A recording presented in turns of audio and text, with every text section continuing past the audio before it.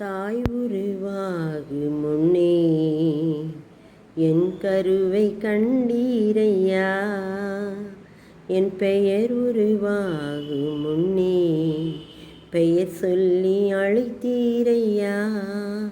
எரேமியா 1:5 நான் உன்னை தாயின் வயிற்றில் உருவாக்கும் முன்னமே உன்னை அறிந்தேன், கற்பத்திலிருந்து நீ வெளிப்படும் முன்னமே நான் உன்னை பரிசுத்தம் பண்ணி உன்னை ஜாதிகளுக்கு தீர்க்கதரிசியாக கட்டளையிட்டேன் என்று சொன்னார். இந்த இடத்துல பாருங்கள், யோசேப்பை எப்படி ஒரு அதிபதியாக கருவிலேயே கண்டாரோ அதே மாதிரி எரேமியாவை ஒரு ஜாதிகளுக்கு தீர்க்கதரிசியாக கருவிலேயே ஆண்டவர் கண்டார். கண்டு அவர் என்ன செஞ்சாராம், தாயின் வயிற்றில் உருவாக்கும் முன்னே உன்னை அறிந்தேன், நீ கற்பத்தில் வெளிப்படுவதற்கு முன்னமே நான் உன்னை பரிசுத்தம் பண்ணி அவரை ஜாதிகளுக்கு தீர்க்கதரிசி ஆக்குவதற்கு கருவிலேயே அவரை பரிசுத்தம் பண்ணுதாராம்.